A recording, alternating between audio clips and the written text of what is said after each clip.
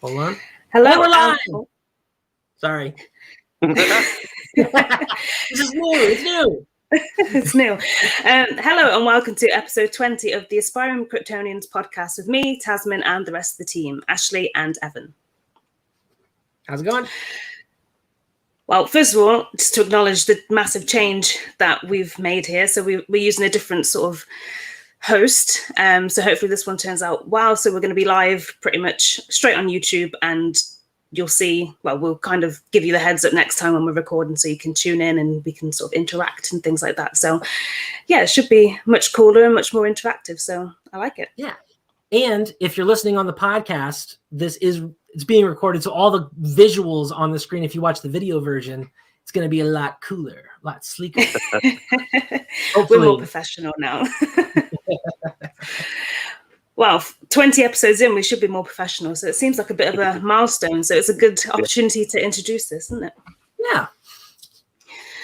So this week we have a bunch of comics to catch up on. We've also got a bit of DC news to get through as well. So comic-wise, we'll cover Justice League Last Ride issue 5, Superman and the Authority issue 3, Action Comics issue 1034, Supergirl Woman of Tomorrow issue 4, and Superman Son of Kal-El 2.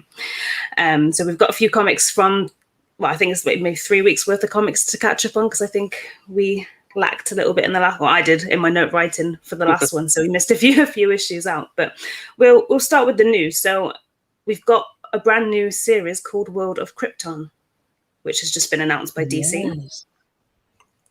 So very cool. Yeah, there's been a few sort of iterations of the World of Krypton. So I don't know if this is it's written by Robert Venditti with art by Michael Avon Oemin. So I don't know if it's their own take on it or if it's just a completely different series. So I'm not sure if they interlink in any sort of way, but I'm sure we'll soon find out. I think it's going to be its own thing, because every time they've done like a World of Krypton series, it's always been whatever is the Krypton of the time. Yeah. You've got the screen up here. You can see the cool covers. Yeah, there's some really cool covers actually for this. And also the preview art looks pretty cool as well. But I think I've written a few notes on that further down the line. But yeah, I've got all the series of the old World of Kryptons, like the comic series. But once again, I haven't actually read them yet. So I'm sure I'll try and read them before it comes out, just so I can get a taste of what's to come. But yeah, I'm looking forward to seeing Robert Venditti's take on it, because like he's a great writer anyway, and you know, it's just great. It's going to be great to see how he sort of expands on those already existing ideas of Krypton, or whether he introduces his own sort of ideas. Yeah. What do you guys think about it? I think this is great. I mean, I love it when DC kind of go back to the archive and use an old title to present new stories. And Robert Venditti, he's the man. He is the man of the moment, you know, in terms of like Superman writing. I mean, you know, I can't speak highly enough of his run on the digital comic from last year. He's obviously writing the new Superman 78 series. And he's just done a load of books recently that I've absolutely adored. And he's on a bit of a winning streak. Yeah, so definitely. this is another, well, I'm very excited to read this series for sure. What do you think about it, Evan? Well, I'm excited. I always love a good Krypton story, and it's fun to see different writers come at it in different ways. I mean, we obviously have the classic World of Krypton stuff from the Silver Age, where Brainiac, you know, abducts the city of Kandor. Then you have the stuff in the 80s, which is just a huge, drastic departure from what had come before. And it's really like they really explore a bunch of new concepts in new ways. And a lot of that actually influenced the Man of Steel movie. So that was pretty cool.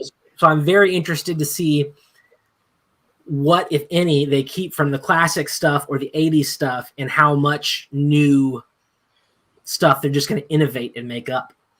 Yeah. Well, we've got an official description. Which one, sorry? Oh, yeah. I love that. That's a great cover. Yeah. Yeah. I like the colours, actually. It's quite... Well, I don't think we've ever seen Kal-El in those colours, or I haven't anyway.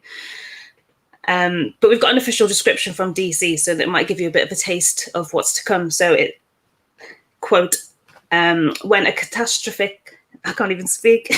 Catastrophic event befalls Krypton's natural world. It points towards a mass extinction in the making. Jor-El, head of Krypton's revered science council, embarks on a mission to save a world that may have already passed the point of no return. Now, it sounds all great. We're kind of getting to explore this time in Krypton again, but I feel like we already know the huge spoiler. We know the ending, so it seems like a weird sort of story to take on, because it seems like another reimagining of the destruction of Krypton. Well, I haven't read the classic like the 70s one, but the 80s one, it went like thousands of years into Krypton's past. So it's like really just like the whole history of Krypton, and cool. Like the last 4 pages were about the destruction, and they actually just copied those pages and put it into the Man of Steel reboot title. So yeah. Well, from what I read from that description, it seems like it's just going to be about that. But yeah, maybe it will go back a little bit further. I kind of hope it does, because we already know that story, and it's been told sort of over and over again. But like I said, Robert Venditti is a great writer, so I'm sure whatever he brings into it, even if it is a simple retelling of the destruction, I'm sure it's going to be great. That's a fact. Yeah. I mean, with the popularity of the TV shows and the films, I'm sure DC are really aware of the new readers that are coming into the comic book shops in the droves week after week. So this could be a fan's first, telling of that famous origin story. So I'm all up for that. Yeah. Yeah. So the series is a mini-series of 6 issues and will feature Jor-El, General Druzod, and a young Kara Zor-El, and also a puppy Krypto, which has sold me instantly. Yeah, so it does sound like it's going to be in the last days then. Yeah. Yeah. Well, we've just seen the 3 covers that Evans kindly slideshowed through a few minutes ago, but there are covers by Miko Suwayan, a variant by A. D'Amico, and a 1:25 ratio variant by Francesco Francavilla, which is the Kal-El one that you saw. So I'm going to be buying them all, but yeah, they're all great covers. Yeah, sure. And issue 1 is set to release on the 7th of December. Awesome. So moving on to the next piece of news regarding the voice cast for the DC League of Super Pets film. So we have Marc Maron to voice Lex Luthor. What do you think of that? Well, are you familiar with him? Because from the name, I wasn't. No, I'm not really familiar with him. I am. He's very much a jack of all trades. I think he's a author, he's a podcaster, actor as well. I think most of us probably will recognize him from the Joker movie. He was the producer on the talk show that Arthur goes on. Gotcha. This is a great choice, because this is a real versatile guy. I've definitely seen bits and bobs of what he's done in the past, and yeah, just a great choice. I think this is a guy, a very talented guy who can put his hand at anything. And I think this is going to be another string in his bow. This is a fun little project, especially after such a dark project that he was a part of with DC prior, which of course was the Joker. Yeah. Well, people are saying he's most well known for his role in Joker, but he plays such a small role. I don't think he can really say that as such. But yeah, he hosts I haven't listened to it myself, but he hosts a really popular podcast called WTF with Marc Maron. So that's where we actually announced the news. So by the sounds of it, he has already recorded those parts as Lex Luthor, and yeah, I'm just looking forward to seeing. Well, I think they've wrapped on it, actually. I think The Rock posted something at some point over the week, this week, to say that they've wrapped production with it. So I'm just looking forward to seeing more of this film. Yeah, absolutely. I want to see Superman in this animation style. I think it's about time. Yeah. I agree. But to me, it's just baffling that they're making a film where Lex Luthor is a villain, but it's not a Superman film. I know it says at the beginning he's I think one of the descriptions for the film was that Superman's on vacation and leaves everything to Krypto and the rest of the super pets. So it just seems weird that Superman would leave such a notorious villain in the hands of Krypto. Well, knowing DC, something like this normally indicates that they've got something big on the horizon planned for whoever's missing. They kind of shuffled Deathstroke out of Arrow because they were intending for the character to appear on the big screen in Justice League. So who knows? Maybe JJ's kind of said, keep Superman on the down low. I want to play with him later on. So That would be cool. Fingers I crossed. hope, and wouldn't this be weird if we get a legit animated Superman spin-off from the Super Pets movie? So the the Super Pets movie would be the catalyst to get an awesome animated Superman movie on the big screen. Weird.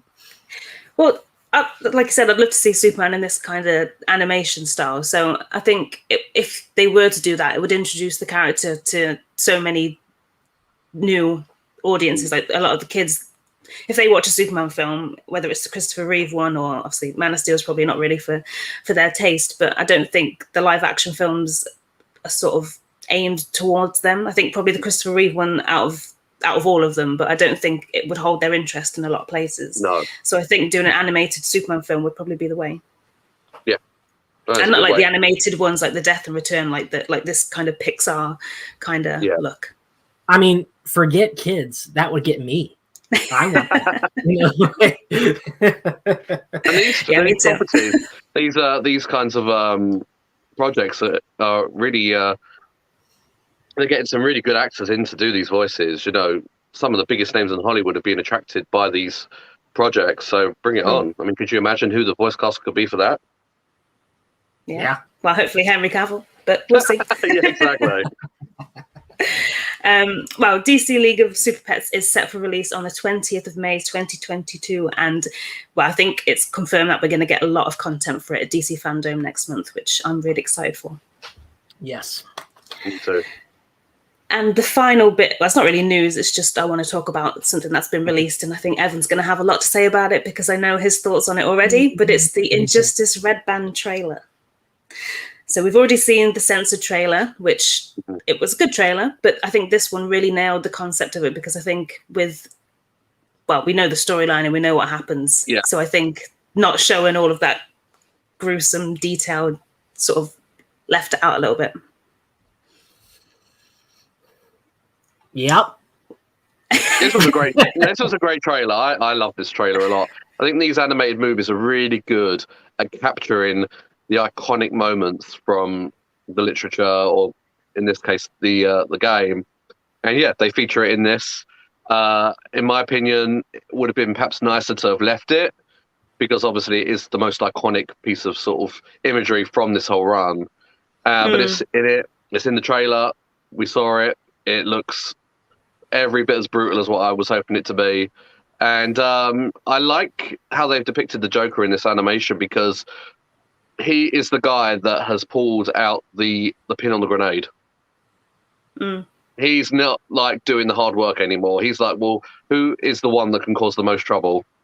Yeah. Superman. And he's pulled the pin out of the grenade as far as I'm concerned, and he's just going to enjoy watching the world burn. But obviously that doesn't quite happen for him. But this trailer was great. Yeah, I like this trailer. I thought it looked really good. I like the animation, which is quite gory, which compared to some of the other animation stars we've seen from DC, it's quite different. And it seems so far true to the game, because I haven't read the comics tied in with this, but I have played this story mode on the game, so I'm guessing it's the same kind of thing. Yeah. So like I've said before, this is not my favorite universe. It's not my favorite Elseworlds. I think the story has gotten way too much attention and money thrown at it. But that being said, the trailer, I liked the trailer more than I thought I would. Good. Because obviously you've got the scene that's been done a million ways, which is he kills the Joker. But then all the other things that they're doing, where it's Superman and he's deciding to, all the political aspects of what Superman is doing, they're really focusing on, which is nice because you don't really get that in the game, because the game is they showed a little bit, but the main purpose of the game is they're setting up the different fights. They're getting you to the next playable fight. And then in the comic book, I feel like it still wasn't quite as, I love geopolitical, thriller fiction, and if you do a superhero, even better. So, yes, I am more optimistic about this than I was, and I'm gonna watch it. So we'll see. Yeah, we'll see how it's gonna be. Yeah, well, the voice cast seemed pretty great so far. But obviously we haven't really heard that much just for the 2-minute trailer, but I like how they use different actors when it comes to different, because this one's obviously out of continuity and it's sort of set in its own standalone universe. So I quite like that they've switched the actors up, because I think it's Justin Hartley from Smallville who's voicing Superman in this one. That's great. And I cannot remember any of the others, but I just remember that one. Who did he play in Smallville? Green Arrow. Yeah, Green Arrow. Okay. Yeah. Nice. But yeah, Injustice is released on the 19th of October, just after DC Fandom. So I'm sure we're going to get loads of information and content from that. But yeah, it's not actually that long. Oh, Kingdom Come movie, long overdue. It is actually.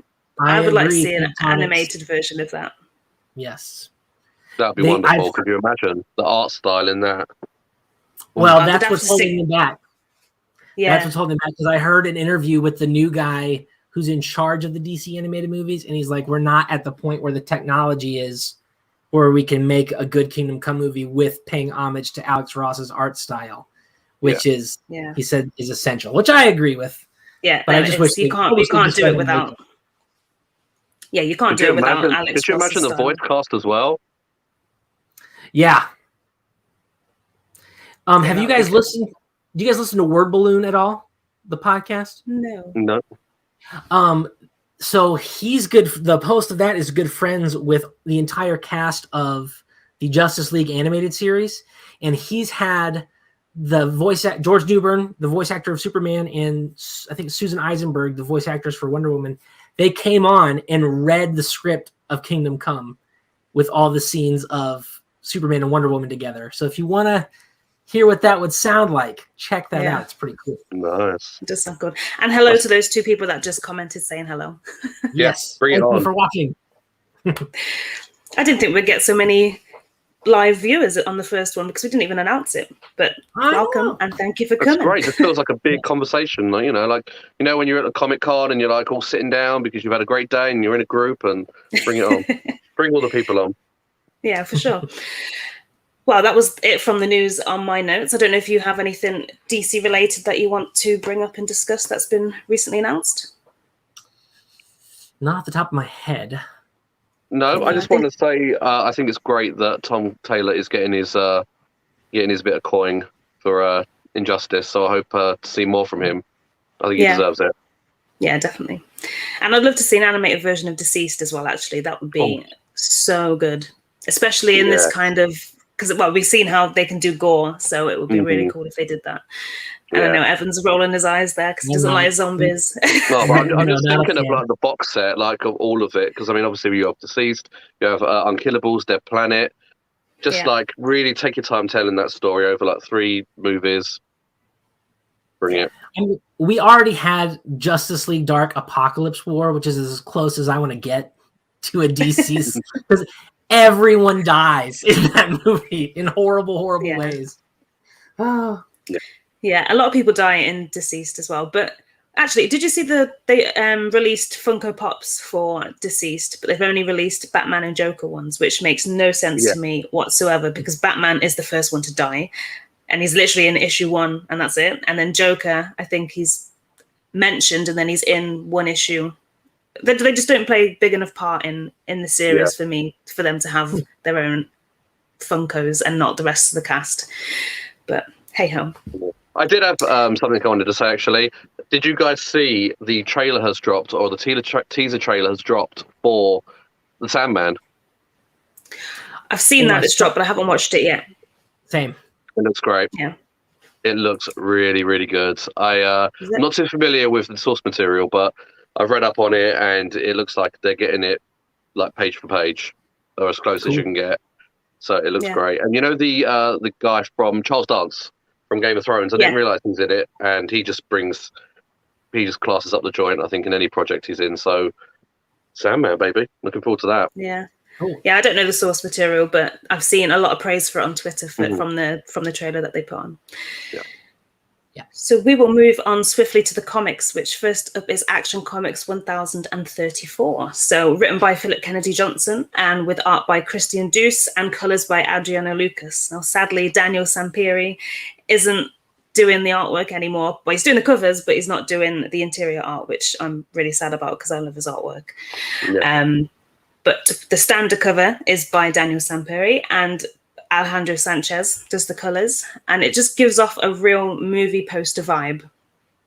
So you've got Fowler in the front, and then I think Superman, well, she's kind of under Mongol's wing.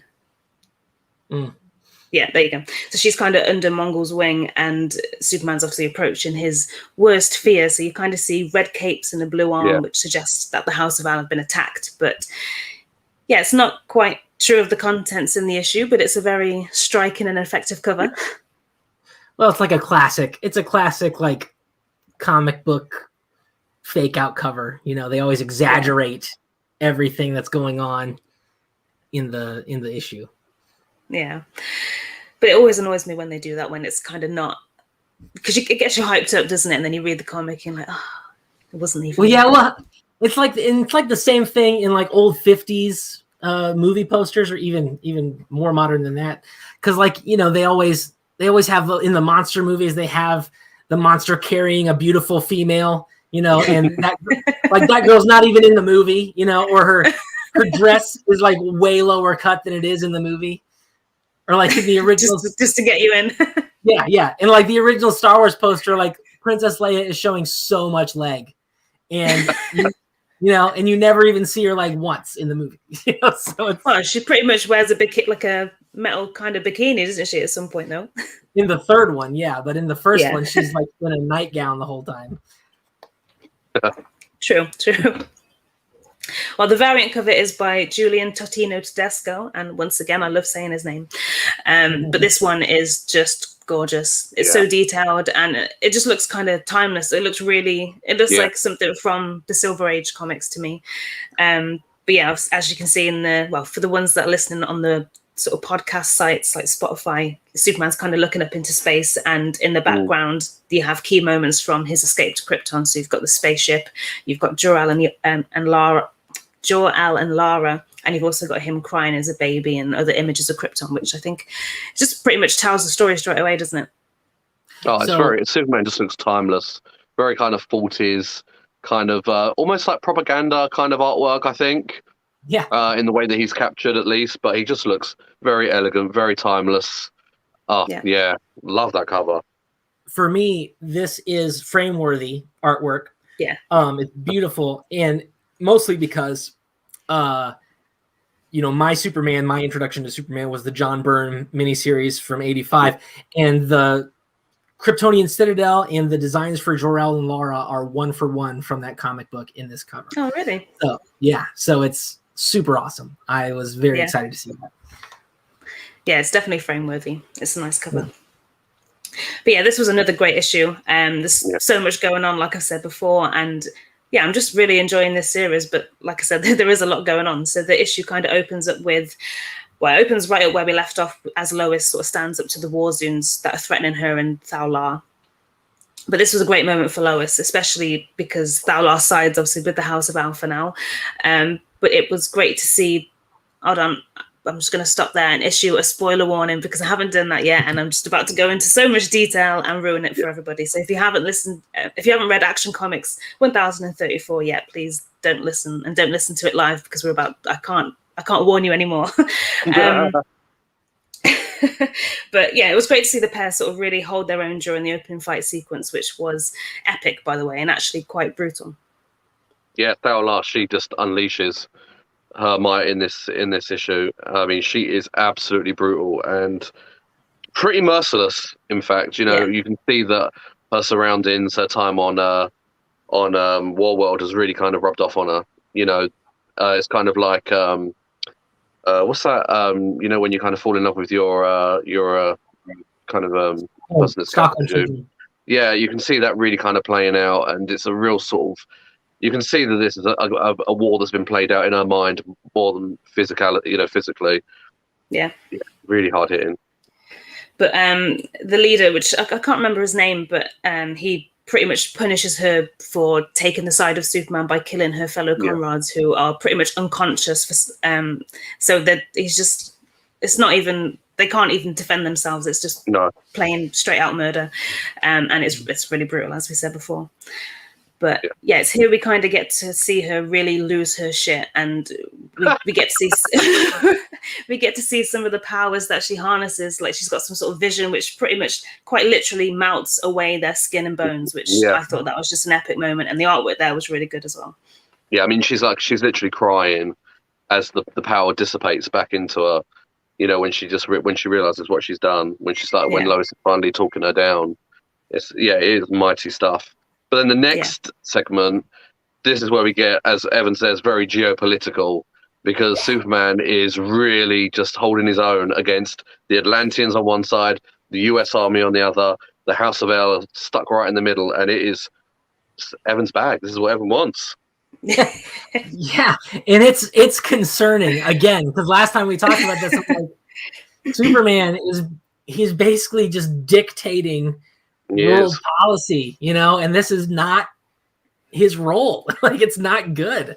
It's a couple of steps shy of making yourself king of the planet, which he's already in hot water for kind of doing with the United Planets.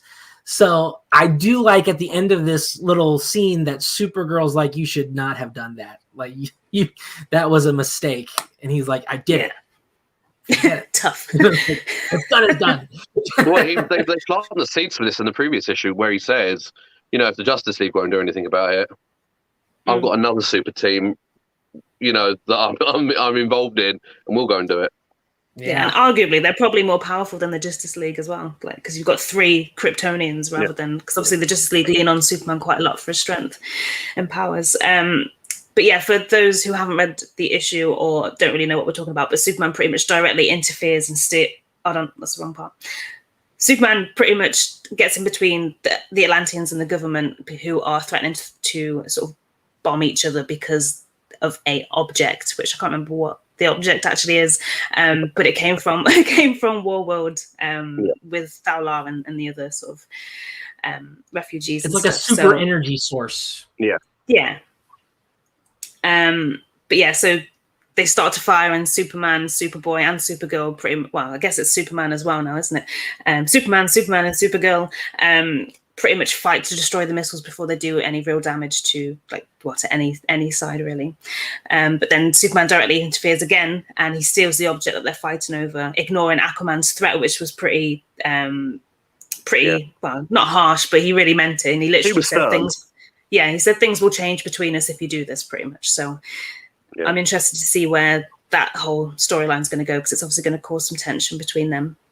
Yeah, I mean, the artwork, I'm just flicking through it now. The artwork, you said before with the color that it's very cinematic.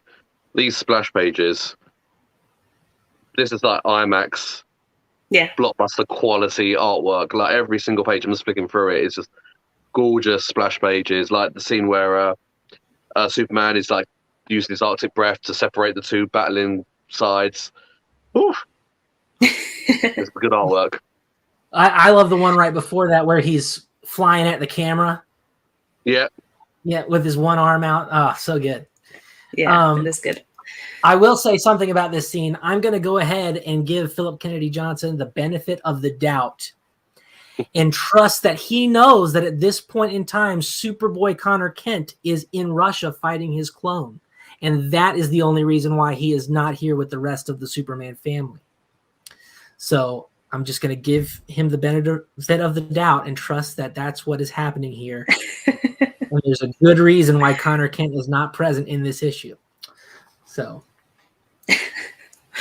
Yeah. But for me, this really connected the series with Superman, Son of Kal-El. Obviously, we'll talk about that in more detail a little bit later, but it kind of touch on the same sort of themes in the whole interfering kind of thing, and whether Superman should interfere or not. So, yeah, we'll talk about that in more detail when we talk about Son of Kal-El. But yeah, and then it's also at this moment where John actually realizes that they can't hear anything at the fortress when they're always kind of listening out for Lois's heartbeat and stuff like that. Just to go to Philly Man's question: a black female Kryptonian and Mongol. I think he's referring to the cover. Yeah, but she's not fully Kryptonian, is she? She's like from a race that shot off the Kryptonians hundreds of years back. So an offshoot, right? Yeah, so she's got Like a a slightly backbone different type power set. Yeah, she's got, well, by the sounds of it, she's got the same kind of power, but slightly different. A bit like Bizarro, where instead of its heat vision, it's ice breath. Like it's a little bit different to what Superman has. So, yeah, I'm looking forward to seeing more of her different powers. But she obviously idolized Superman growing up on Warworld. So Superman has sort of been this iconic kind of character throughout her whole development. And then, you know, that speech I think she gave a few issues back where she was like, "I've been here all this time. Where have you been?" Kind of cut me to the quick kind of thing. And this Mongol character, obviously, Evan, you were saying, is not the traditional Mongol that we know and love, hate. But this is like Mongol 2, right? He's Mongol 3, actually. Mongol 3, right. Yeah, Mongol 1 was in the 80s. Then he died, and Mongol 2 came up in the early 2000s, and now Mongol 3 just killed Mongol 2, and this is Mongol. So it's his grandson. Yeah. Mongol's grandson. Yeah. But yeah, it's this moment where sort of John realizes that they can't hear anything from the fortress. They can't hear any heartbeats or anything like that. And this kind of just shows how distracted Superman is by this whole Atlantean situation, because normally Superman is the one who's listening out for, well, Lois especially, not necessarily the fortress, but he obviously tuned out a little bit and everything happened. But they all kind of fear the worst and rush over, and it's this. But the moment they all try to listen in, I love the artwork there. Like you can instantly see the worry and the panic on their faces. Like it's amazing. And yeah, Superman really panics in this situation, and they literally just fly straight there. And when they do get there, they find Thaular throttling Lois as Superman tries to reason with her, which was it's a pretty big difference from the start of the issue, where she's obviously siding with Lois. And then right at the end, we see John kind of lose control, I think, a little bit. And he zooms into head-to-head with Thaular. And the artwork there is amazing. I love that bit. But yeah, talk about a cliffhanger. Well, you nailed it on the head. You really did what you just said. Like, Superman's head's not in the game at the moment. He's visibly sort of like he's off point at the moment. You know, so much so that this has kind of happened on his watch. And this is like the argument that all Superman fans make when trying to fight the argument about Superman being boring or a goody two-shoes or being too overpowered. This right here, he get him emotionally invested in what he's doing, you know, put his heart on the line, you know, the lives of the people that really matter to him, you know, fellow Kryptonians especially. This is what happens. This is not the Man of Steel. This is the Man of semi kind of steel that's kind of not quite in the game. And I love it because it shows how human he is. Yeah. It's not, we don't always get to see the, Superman sort of not infallible. Taking much note. Yeah. We don't get to see him in a situation where he doesn't always take notice. He's the one that has everything under control at all times. So it's quite a good thing to explore, I think. Anything else left to say on Action Comics other than that it was a fantastic issue? Just that I don't know how you can be crying at the same time you're doing heat vision. I don't know how that works physically. Well, this is that kind of melting ray, I think, that she's kind of got going on. Yeah, she's like the tears would just evaporate. Yeah, but yeah, it's a different sort of vision. I don't quite know what it is, but I don't think it is heat vision. Otherwise, it would be red. But I don't know. I think it looks like X-ray kind of thing. Yeah, I think all I will say on the matter is I just still think that Action feels like the big title.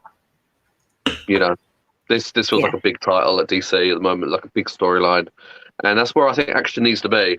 You know, I don't think it ever should be like a book that's like down the list. This feels right up there at the top with importance. Yeah, and this is the one that's kind of linking them all together because, like I said, it kind of links in to Superman, Son of Kal-El. Well, it might not be intentional, but the themes are very similar. And I'm pretty sure this is the issue. Sorry, Evan, where Superman and the Authority. Well, not the issue, but the series. I think this is the series that is going to link in with. Yes, but I don't think it's going to link in directly with that title. I think it's going to incidentally link in where there's going to be a similar team that just happens to be coming into Action, but it's not the exact same one from. Okay. Yeah, we'll see. But I still don't think it's canon. I think it is, but yeah. Anyway, we'll move on to Superman, Son of Kal-El, because like I said, they've got similar themes. So this one is written by Tom Taylor with art by John Timms and colours by Gabe Altib. The standard cover, first of all, is by John Timms, who's the interior artist, as I just said. But I love it. It's really clever, and I love how John's kind of floating above the Superman emblem, which on the flip side is the city of Metropolis and then sort of the rest of the world. I think that's really cool. It's just, yeah, it's really clever, and with just the red and yellow colours, it's quite striking. I can see Evan trying to find the cover. I'm trying to pull it out. Hold on. Keep talking. Okay. But yes, it's a very nice cover. Yeah. But yeah, like I said, it is a very nice cover, and I think it's really cool. And all the covers for this series has been pretty good as well. There's been quite a few different covers. The variant cover, which I see Evan has already pulled up, is by In Hierarchy and shows a sort of family portrait of the Kents. First of all, I love how he's taken parts of both Superman and Lois to create John. So he's got Lois's teeth and he's got Superman's ears, and it's just like a whole family resemblance thing, which I quite like. Yeah. And I love the dog too, though it doesn't look anything like Krypto to me. I know he's got a cape on, but it kind of looks a little bit more like Shelby from Smallville. That's what I was going to say, yeah. I think it's the farm dog. How do they do that? Yeah. He's cute. Your farm dog, you got your fortress dog. Yeah, just make it the same dog. So this issue explores what kind of Superman John is going to be in a bit more detail. So weirdly, it fits in with some of the things that we've been discussing on previous episodes of the podcast. Oh, I forgot about that cover. So there's also a Suicide Squad cover, and I have no idea who the artist is. I don't know if you can see the signature on there. I don't know either. No, but it's cool. But I think they do this for all of the sort of upcoming DC films now, don't they? Because I think for when Wonder Woman 84 came out, they took over a few Superman titles as well. But yeah. I like the inclusion of Mongal, tying into Mongol, obviously, over at Action. Yes, and Mongal is the sister of Mongol 2. Daughter of Mongol. So this guy's auntie. Yeah. Great. Hopefully she'll come in and maybe feud with a nephew at some point. That'd be cool. Because we definitely didn't see enough of her in the Suicide Squad film. We won't go into the film in much detail now, but yeah, she was definitely wasted. But yeah, this issue kind of fits in with some of the things that we've been discussing in previous episodes of the podcast, the whole whether Superman should dictate as such, and obviously in Action Comics as well. But we open up with John being late in bed and Lois is kind of nagging him. But I love how Tom Taylor's still showing that John is still very much a teenager. He's not, even though he's taken on the role of Superman, he still has that kind of mentality. And we also see John attempt to create his own sort of secret identity, which I thought was hilarious. And the name was Finn Connors. I'm not sure if that's any not relation, but I'm not sure if it's linked with Connor Kent in any way, but it's spelled the same way as well. Maybe his favorite Star Wars character. Finn. Yeah. It took me a while. I was like, what Star Wars character is called Connor? my favorite interaction so far between John and Connor, because they've had so very few, but when he comes back and first sees Connor, he's like, Dad, did I go to the future and while I was gone you got a cooler son? So I think he thinks Connor is cool. So it could be an homage to him. Maybe. But yeah, it's interesting though that after Clark's sort of outed his own secret identity that he wants to have one, because he obviously doesn't agree with, the premise of everybody knowing who you are. Well, I think he just doesn't want the attention. He wants to have a normal college experience. And so you can't have that when you're on the cover of every magazine and on every channel. Yeah, and having to sort of fly in and out every 10 seconds. With that said, it obviously didn't last very long. And it wasn't... Thank goodness. Yeah, the disguise was a little bit rubbish, but I like the idea that he wanted one. But I like how sort of Tom Taylor throws in the real life situations in this series. it just makes it all the more sort of relatable, and it's quite refreshing to see Superman, obviously John, take on real issues rather than sort of space aliens and stuff like that. And it takes me back to the Golden Age, which is quite nice because obviously the cover for Superman of Kal-El, Superman Son of Kal-El 1 was a homage to Superman issue 1. So maybe that's kind of where Tom Taylor's going with this, but he's obviously tackling real issues rather than, like I said, taking off planet missions and those space aliens.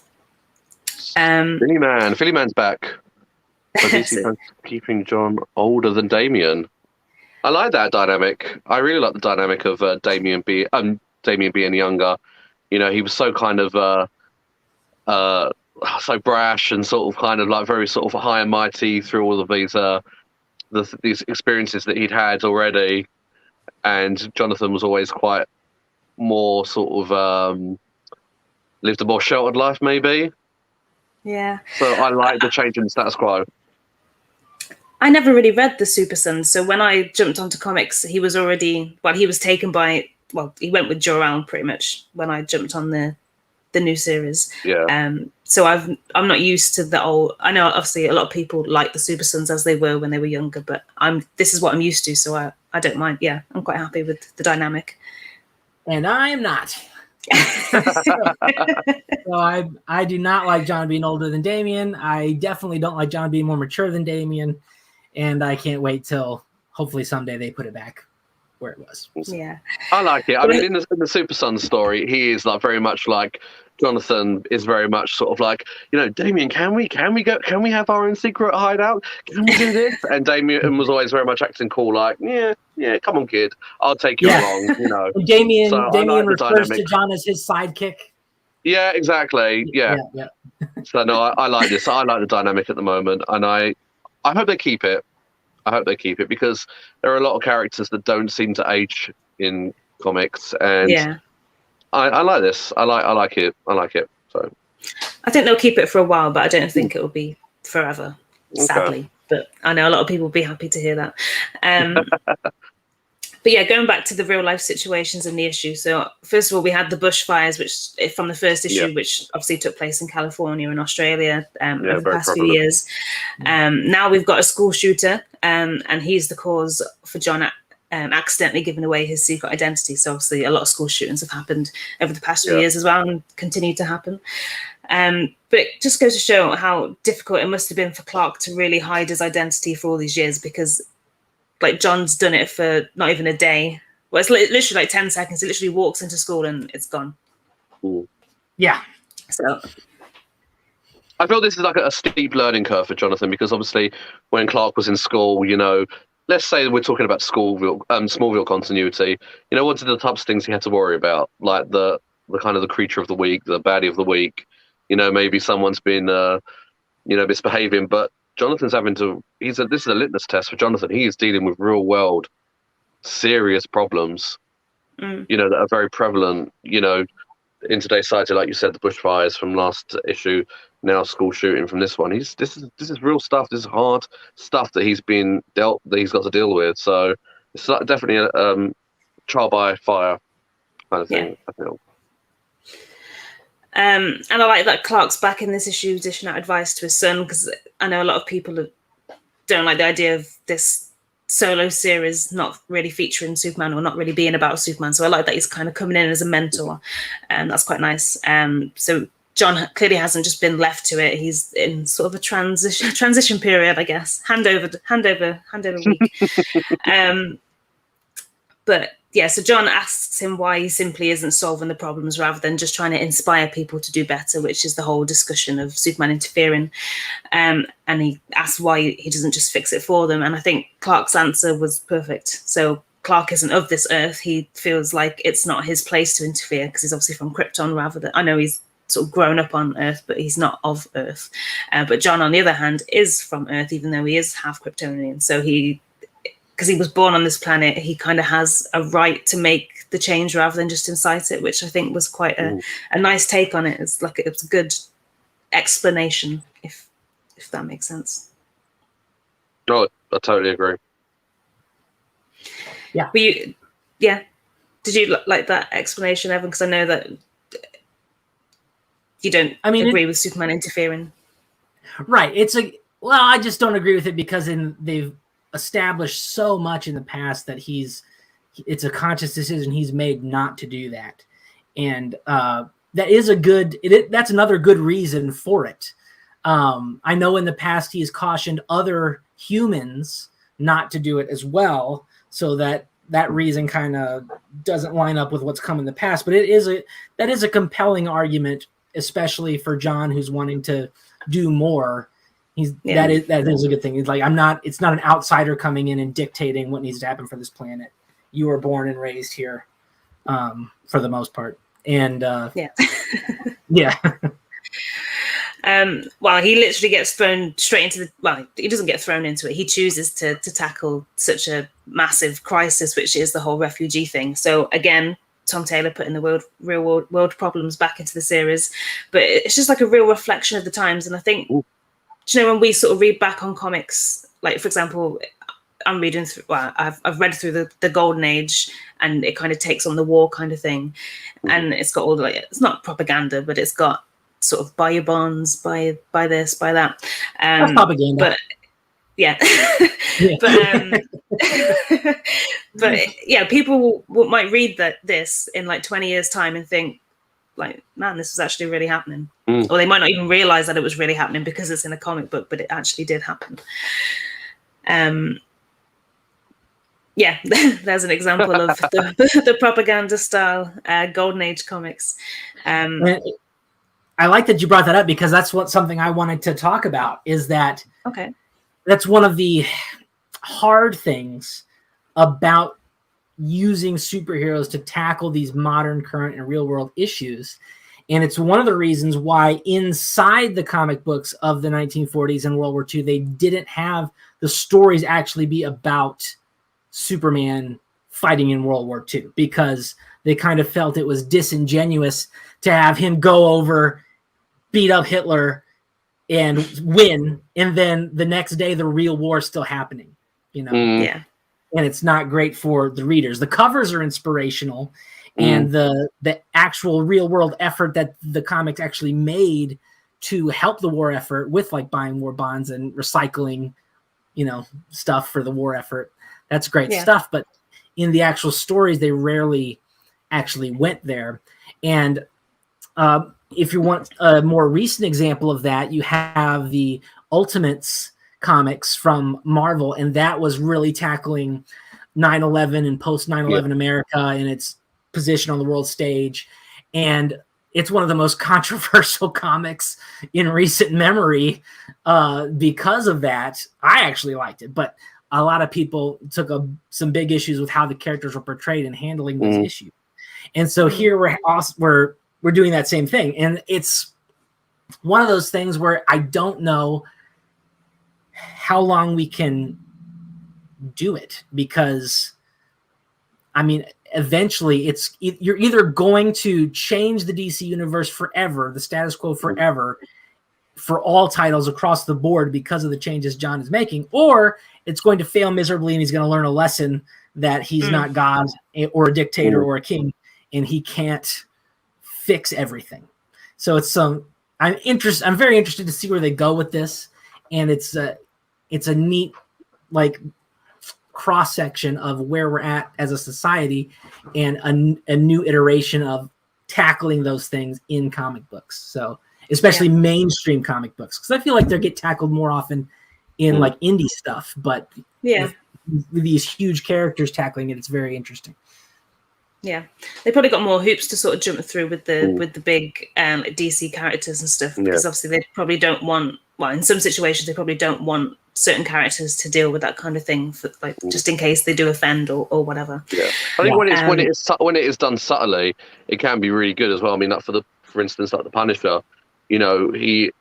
some of the early issues of the Punisher was based a lot around the Vietnam War, and that kind of thing, and the way that he sort of interacted with that event taking place. And I always felt that was done very subtly through his own sort of actions and thought process and things like that. So when it's done subtly, it's really well done. But like you said, these are really huge mainstream characters that we're dealing with. So It's definitely an interesting conversation to have. I'm glad we're having it on here because obviously the more the comics kind of do it, the more divisive they could potentially be amongst us, the fans. So it's good to have a platform like this where we can chat and. Yeah. Absolutely. Yeah. So what did you think of what he actually does in the issue? I don't know. I like it, but I don't like it because, like you say, it's kind of the whole thing where it's still happening, even though he's pretty much solved it in this. Started to solve it in this issue. But yeah, I'm just more interested to see how other people react to it, like the government, Metropolis, and like the rest of the world. Because what he has done in it is technically illegal. Yes. I'm thinking. and slightly irresponsible because, and this is another thing where it's like tying into like what they did with Civil War in Marvel, because you have the Superhuman Registration Act, and obviously in the real world, that is the way you should do it, like accountability for these heroes. But in the comic books, it went another way. And then for this, like, you're taking these refugees and you're bringing them to a country who did not agree to take them. And, I feel like if this was going to continue to go, feel like Superman should have his own like sovereign island, or something where he could take people, save them from immediate danger. And then from that island, do the diplomatic stuff and find places for these people to go, but that, again, if we're tackling it realistically, that's like a whole comic series by itself, like Superman Island #1, like it would be, which I would read it, Yeah, so. I'd read it too. Yeah. Well, we've seen the cover for I think it's the next issue or the issue after that, but John's in, I don't know whether the cover is accurate towards the contents of the issue itself, but John's in prison and Superman's going to visit him. So that's the cover. So from that, I'm assuming that people don't quite agree with what he's done. But I like to see that Superman stays to kind of oversee all of it. He stays to see the reaction of people like Metropolis and stuff. So it just feels like he's really backing up his son with the decision that he's just made and sort of how it's going to affect his relationship with the public and the law. Yeah. Do we obviously a little bit where you was talking? He obviously gets the new suit. Superman bequeaths his son the new suit. Do we like the new suit? Are we enjoying it? Yeah, it's not the best suit in the world, but it's nice. Yeah, it's okay. It. Yeah, I don't think it's anything super special or iconic, but it is functional. It is. It gets the job done. I like it. It does indeed. But yeah, John's grown so much since the obviously this is only issue 2, so he's grown so much in just 2 issues. So I'm just excited to see where we kind of go from here and what ramifications we get, because judging by the cover, it's going to be quite a stir. Well, of course, we're also living in this kind of we've got this headspace. Oh, hang on, Philly man, do you guys think that DC will ever incorporate Jordan Kent into the comics from the CW? I don't think they will. I hope not. I thought he was in issue 1 of this. Yeah, I don't think they will. I think it's probably more for the dynamic of the show, isn't it? But maybe they'll do like a spin-off comic series for the TV program, which might have him in. Yeah, and I mean, and the Jonathan Kent in the CW show isn't really at all like the Jonathan Kent from the comics. I mean, maybe a little bit in the personality department, but it's they're really not super comparable. So I feel like it's just 2 very separate continuities. It's like in Smallville. If they wanted to do this as well, you've got Connor. So if you wanted to do like sort of like argue perhaps like battling siblings or 2 conflicting kind of personalities who are of the same age, Connor's right there. See, they're not too different though, are they? They're not that different though. So you want someone who's completely different kind of personality. Well, Connor's more like he's more like a ladies' man, and he's just, I feel like he's got a level of confidence and suave about him that Jonathan does not have at all. No. So I feel like that could lead to some fun places. Yeah, I mean, when I was introduced to Connor, he was in Jeff Johns' Teen Titans run, and yeah, like you said, smooth as silk. I reckon he could go into any bar instantly. Yeah, he's pulling that night. All right. Are we good with Son of Kal-El? Are we moving on? We got some more stuff to say about it? I was just going to talk about the artwork. Yes, please do. I love the artwork. My favorite panel is the one where Superman and John is sitting on the moon, sort of gazing at how big the Earth is, which that's when John asks the all-important question, but what a place to ask such a question. But yeah, I like their take on John as Superman. It's even though Superman's a very sort of, what's the word? It's very well-established characters, even though you've got Superman, who's obviously Clark Kent. They've given John his very much his own identity, and he's instantly recognizable as his own person and hero. All right, Tasman's got to go run and get a charger. I was going to say quickly the artwork for the whole scene with the refugees. Bravo, because this trip that these poor people are taking, it's not a pleasant journey. This isn't something fun that they're trying to do. This is a life and death kind of situation. Yeah. I feel that they captured that really well in this. This is a perilous journey.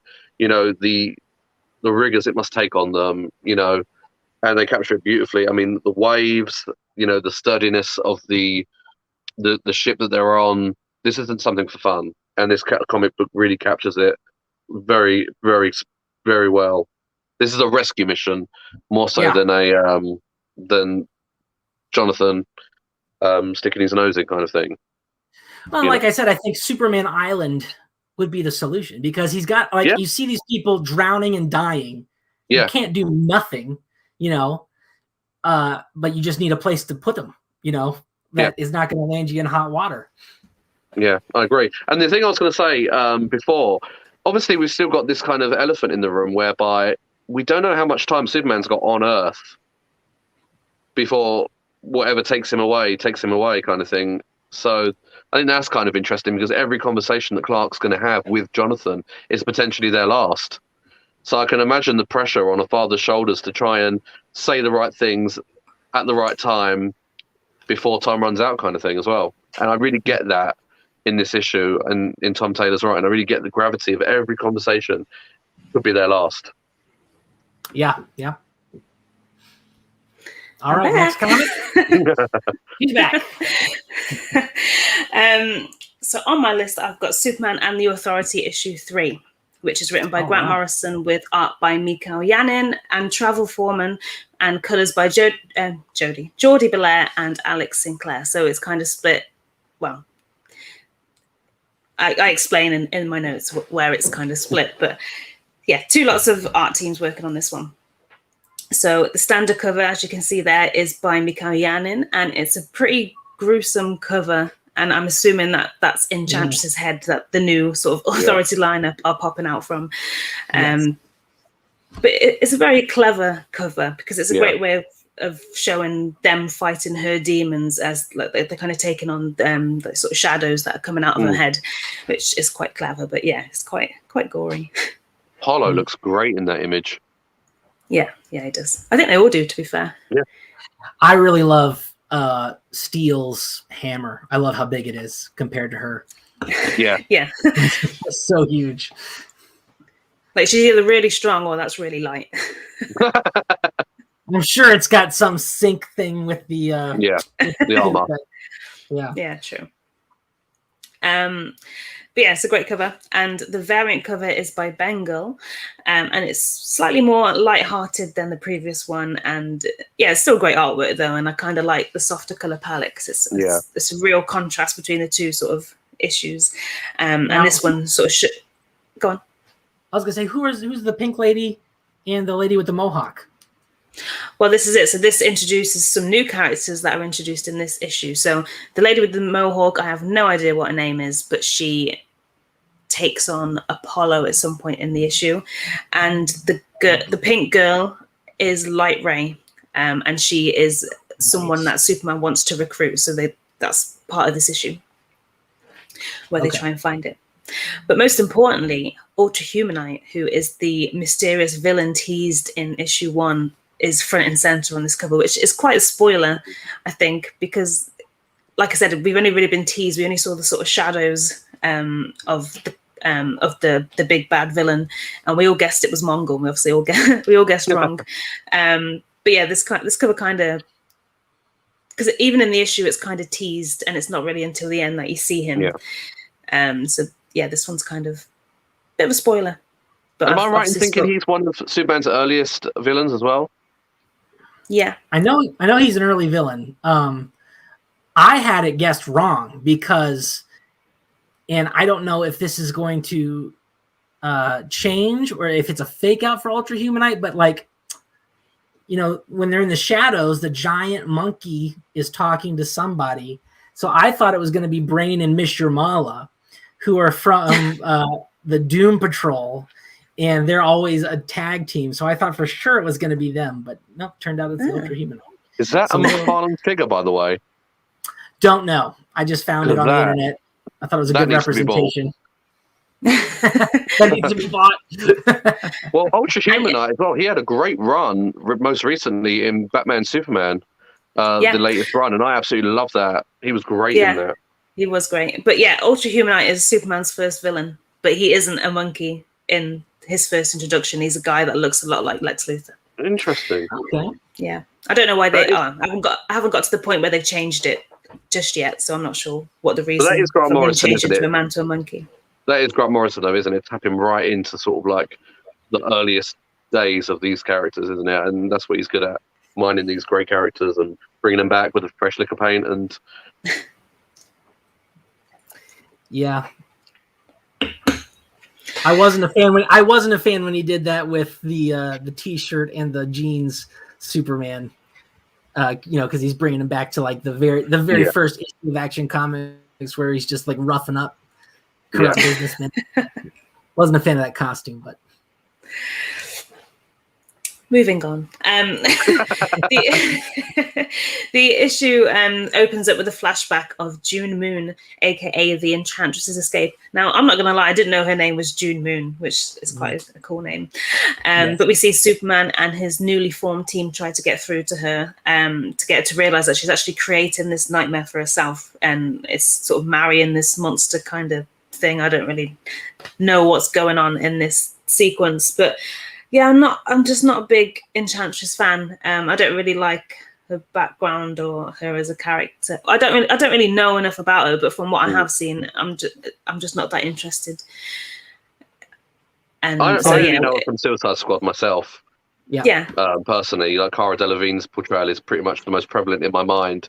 That's why I enjoy the comics, because you obviously see the more authentic version of the characters. But yeah, it's a learning process for me for sure. So it's interesting to see, but it's just not a part of the issue that is particularly calling out to me as being particularly my favorite. But with that said, this part did give me my favorite line of the issue, which is from Superman, where he says, "Every moment is a fresh opportunity to do something that you can be proud of." I think that was pretty well, that's a very Superman thing to say, and true Superman moment.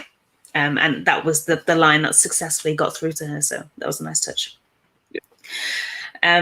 And I love the way that every other member of the Authority treats Superman with like the utmost respect. As soon as they're sort of told Superman is involved, they're like, "Yeah, no more questions, I'm in," which I quite like. It just shows I did like that June was like, "Oh wait, you need my help? Okay, fine, yes, I'll stay." Because they laid the scenes for that. They laid the scenes for that beautifully with Apollo in the last issue, when Midnighter and Apollo were talking. So I like that Superman has garnered this much respect so late in perhaps his career. Yeah. And I love how Enchantress sort of suddenly gains her confidence, and she's a completely different character to what we saw at the beginning and obviously in the previous issue. But I think the transformation is great. I really like her look. I'm not sure how different it is to other comics featuring her because I haven't read them or seen them, but it's very Green Arrow, do you not think? The costume. Yeah, like from Smallville with the hood.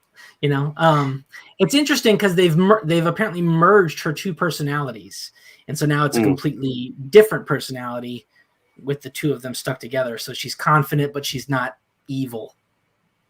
So Right. Yeah. I don't know. But she obviously has some control over the Enchantress character. I got the impression anyway. Yeah, I don't know what's going on, because in the movie, it's just an interdimensional being that has taken up residence in her body. So it's a completely separate person who has control over her. Yeah. So we then cut to the big bad, which is Ultra Humanite, and we get a glimpse of what his plan is. Yeah, I'm glad it's Ultra Humanite. I think the last time we saw him, like you said, Ashley, was in Batman Superman series when Joshua Williamson was writing it. But other than that, he's not really been around much, and he was great in that series. And he was ruthless, terrifying, and I kind of hope this kind of sticks to that, which by the sounds of it, it is. But his plan is to basically, well, in this part of the issue, it sounds like he's going to kill Superman now that his powers are kind of declining, and he's got a bit more of a chance to actually do the deed. And he's created an army to help him do that. But at this point, the cover spoiled it, but at this point we don't see who the character is. We just see his outlines. But from the dialogue, it's clear who he is, because he sort of refers to himself as a primate and all that sort of stuff. So it's you're kind of guessing. And I love the colors in the artwork on this bit, because it's like the whole issue is kind of realistic, but this bit is just red, and it just sort of, you get a real sense of danger from it. And I think when he's talking about killing Superman, like the danger's kind of setting in, which is quite cool. And we then get a bit of a flashback as to how another potential recruit of the Authority came to be. And it's not quite what, have you guys read this, or am I just spoiling it for you? Yeah. Go for it.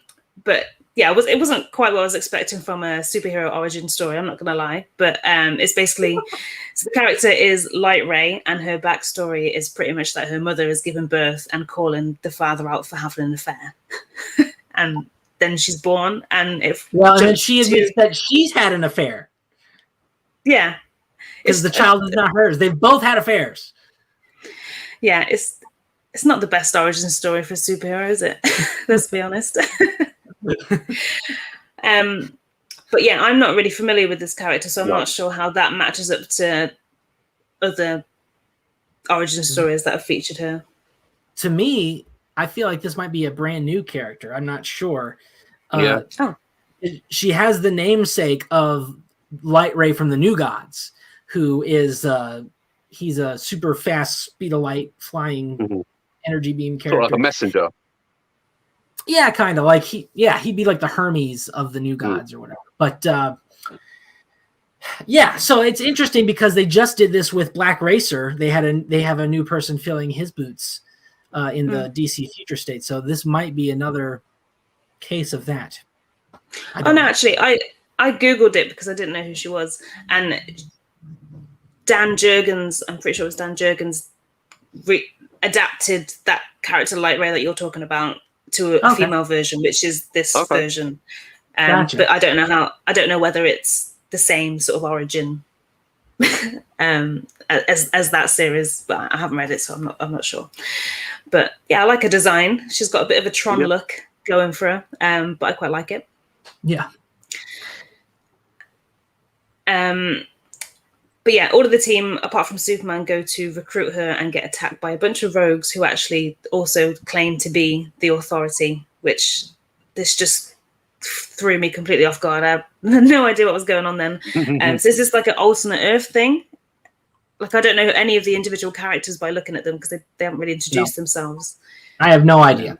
The lady with the mohawk looks like she's got a version of Lex Luthor's armor on, but... And the Authority, as far as I'm concerned, the original team were made up of Midnighter and Apollo. So I would assume if there was an original, they would have like an alternate version of those guys.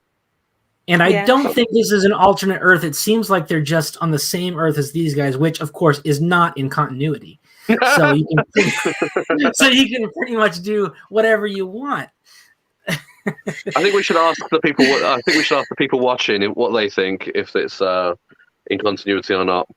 Yeah, what do you think? Is this book in continuity or what? Well, while they type their comments, but so we go back to Fort Superman, which I quite like that it's called Fort Superman rather than the Fortress of Solitude. It's quite, I don't know, I quite like it. But Superman's kind of admiring his collection of lifelike statues of those that he's defeated. So you've got Lex Luthor, Brainiac, Metallo, Mongol, and Parasite. But then there's an additional one there who he doesn't recall collecting, I guess. And it's so far flung in the future.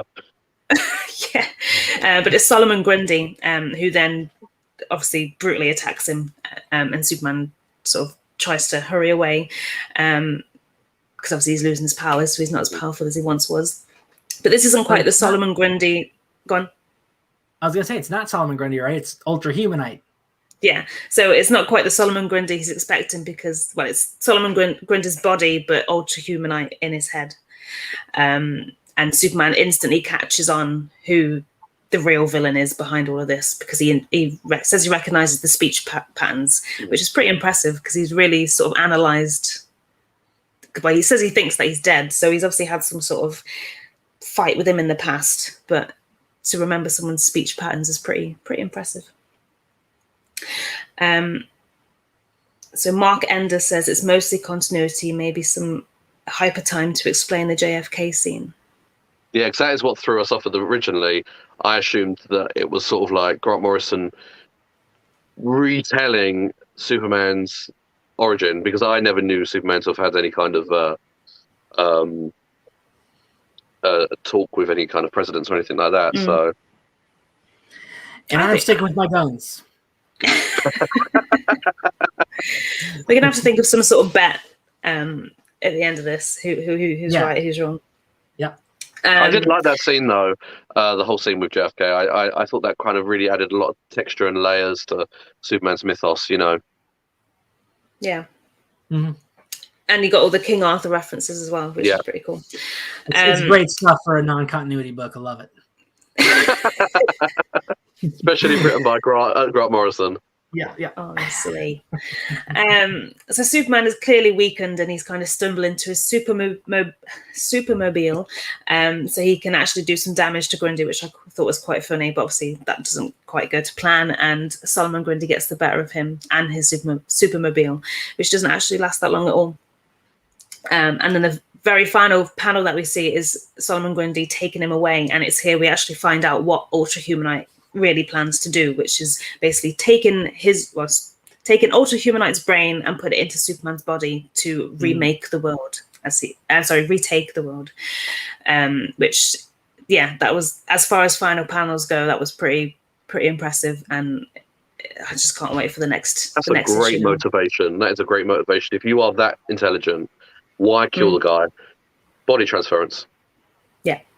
Yeah, but he's losing his powers though, so he's kind of doing it at a bad time. Yeah. Well, doesn't he say that he's going to do it to his son also? Like he's gonna use Superman's body to destroy the world and then take John's body? I thought he said that he wasn't interested in the son because he's useless, kind of thing. Oh, that is. I think he said he's not a threat and all that sort of stuff. I think. I'm not sure. But yeah, the artwork's great. Because he's a child. He's not a child though, he's a teenager. Yeah, but it'd be interesting if he had said something like that in this, then perhaps we'd have a better idea what Jonathan we're dealing with, if it's still the kid Superman. Oh yeah. I see what you mean. We'll see. But yeah, the artwork's great in this series. So the travel foreman and Alex Sinclair bit is the flashback for Enchantress, which was great too, the artwork. And then Mikhail Yanin and Georgie Blair do the rest. And they just smash out the park every time. I love their artwork. And I like all their character designs. They're really unique because they've pretty much redesigned every single character in this, I think. So far. But I thought we would get the story in this issue, but this just seems like it's setting something really big up because we've got one issue left and they've introduced Ultra Humanite, told us the plan, and there's no way they're going to finish all of that in one issue unless it's like a big double issue kind of thing. I just think there's too much going on and we've only just been introduced to Light Ray. So I don't know. I think there's going to be a continuation in some other Superman book. Action Comics. but we'll see. Could be. We'll see. Yeah, I mean, I said at the beginning, I felt this felt like a sort of like, a series that are collecting the different characters, getting the different characters for the team. I thought that was more like a single issue. Every issue kind of highlights the character that he's recruiting. That was going to then build to perhaps an original graphic novel or something. That would have been quite cool. Yeah, well, we'll see. We've only got one issue left, so we'll soon find out. But moving on to Justice League I don't know what I was about to say, but Justice League Last Ride issue 5, which is written by Chip Zdarsky, art by Miguel Mendonca, and colours by Enrique Angiolini. So the standard cover is by Derek Robertson and Diego Rodriguez, and yeah, it's just a great action cover. It's nice to see Superman and Flash team up and fighting alongside each other. Some limbs seem a little bit out of proportion. I think it's mostly Superman's arms, but I'll let that slide because the rest of the artwork's great. What do you guys think of this one? I always love seeing Superman and Flash together for some reason. Obviously, it's the kind of the time old tale of who's quicker, Superman or Flash. I love seeing them work together. It's a real sort of warm, fuzzy feeling in my stomach seeing them together. Reminds me of the ending of Justice League as well when they're going to do the race. Yep. So. The Justice League we shall not talk about. Right. The wrong. You can talk about that scene. That's a good scene. Yeah, that I was would have liked that scene in the final cut. Actually, that would have been quite nice. Yeah, in the Snyder Cut. Yeah, this cover's not my favorite. I also don't like how the Manhunters are represented because they look a little too human to me. Yeah. Do you know what? I didn't even know what they were. Yeah, they're the Manhunters. They're the original option for Green Lanterns before the Green Lanterns were a thing. They're robots. So they don't look like robots here in this. They're definitely more humanoid. Yep. And the variant cover is by Dike Ruan, and it's my favorite of the two, even though it doesn't actually feature Superman. It's got a slight sort of anime feel to it, but I just love the color palette used. It's really, I don't know, it's hard to describe, but it kind of puts a bit of a feminine twist on it, I think, but it kind of works. And you can see some of the textures and the suits and Wonder Woman's shield and stuff, and it just looks like you can see that they've used a felt tip pen, which I think is quite impressive to do that with a felt tip pen. It's a lot like what we're seeing in Supergirl, Woman of Tomorrow, and I like it. Yeah, I like it too. It's my favorite cover, even though, like I said, it doesn't feature Superman, but it's just, it's really pretty. Yeah. And I think Martian Manhunter looks really modern. Green Lantern looks really modern, like with the haircut, because usually he's just got a standard haircut, but this is like a fade. Yeah. Yeah. He looks younger in this too. Yeah. Yeah. So in this issue, we start off in the present with Brainiac. I don't know if you know what I'm talking about. So this issue, we start off in the present, and Superman and the Flash take on Cyborg, Brainiac, Superman, which is a kind of, I don't know what's happened there.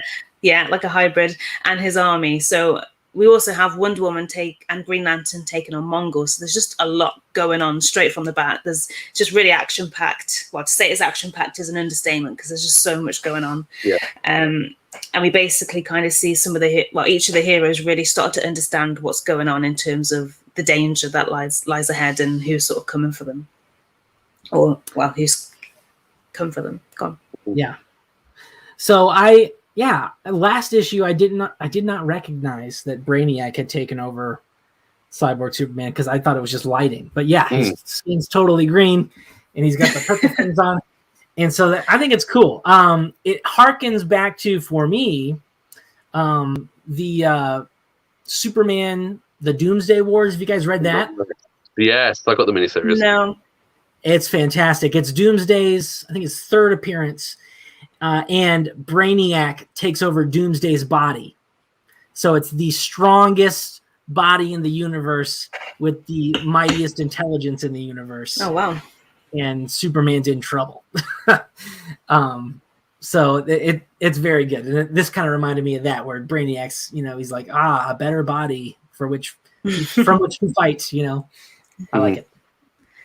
And it's kind of the similar thing to the Ultra Humanite in Superman and the Authority taking a stronger body to do his dirty work. Yeah. But yeah, the action sequence in this bit are just amazing. The Sure. artwork's great, and every single hit that the Justice League give or take, you can literally feel it. Like that punch that I think Wonder Woman takes a punch to the gut from Mongol, and you can just feel it. Like you feel winded just looking at it. Yeah. Yeah, I think, Yeah, go on. Are you going to say something? Yeah, I was just saying, every time, as a Green Lantern fan, anytime I see any kind of interpretation of Hank Henshaw, Cyborg Superman, and Mongol together, it instantly knots up my stomach, because those two villains destroyed Hal Jordan's beloved Coast City back in the 90s. Anytime I see these two baddies together, bad things happen. And I love it. I love the pairing of the two, because they're so different in contrast, but they just work. I love the way they look. They both got very distinct looks. And then, anytime I see them together, bad things happen. Yeah, well, and I always love it, because you, like, looking at him, you think Mongol would be the boss and he'd be the more evil of the two, but no. he's number two, and Hank Henshaw is always in charge, and he's always more ruthless than Mongol is. I did love how Wonder Woman defeats Mongol in this. So good. Such a good, unique way to do it. Do you guys remember? No, I can't remember. She destroys his jetpack and then just kicks him into space. She's like, in space, it's not about strength, it's about velocity, or momentum or whatever. Yeah. And so he's like, what planet are they on? They're in space above Apocalypse. Yeah. She should have said, "This is Apocalypse," as she kicked him, like in 300. Oh yeah, maybe looked at Superman, didn't go.